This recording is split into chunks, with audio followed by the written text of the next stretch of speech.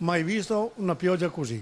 Pioggia, grandine, tromba d'aria, il Veneto orientale colpito da una vera e propria bufera che allaga, batte alberi, distrugge bungalow nei campeggi della spiaggia di Caorle. Un fortunale senza precedenti che si è abbattuto tra Caorle e Portogruaro e che ha fatto anche una vittima. Un anziano di 65 anni, Renzo Gusso, residente a Caorle. L'anziano, per controllare se la sua cantina fosse stata allagata, è scivolato sulle scale e cadendo ha battuto la testa. Il trauma cranico gli è stato fatale. In mezz'ora, 40 minuti, sono caduti 50 mm di pioggia che hanno allagato camping, case e la campagna.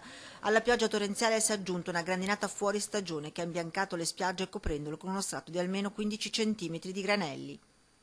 Mai aveva visto una granina così di grande, grossa, ma il parcheggio era tutto allagato. Eravamo qua, abbiamo visto che le famiglie là che io vedevo, prima è andato giù un po' il tronco e dopo 20 minuti si sono alzate anche le radici. Tanta paura, rami che volavano, alberi che si accasciavano con violenza su bungalow, roulotte parcheggiate, scampata al disastro un'intera famiglia di tedeschi che stava cenando.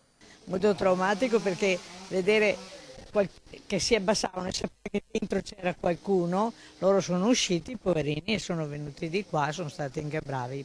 Vento, grandine, enorme, tanta grandine, 40 minuti di paura. Zero feriti, per fortuna diciamo. Ma tanti danni? Tantissimi, guardi, non abbiamo mai visto una cosa del genere.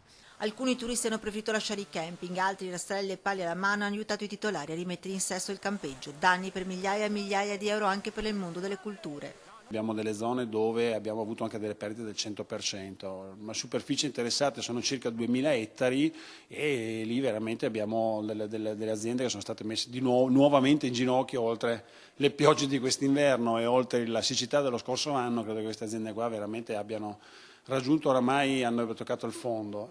Le zone più colpite, Caorle, la zona della Brussa e Lugugnana, danni ai seminati, vigneti, frutteti e orti, persi il 60-70% delle produzioni.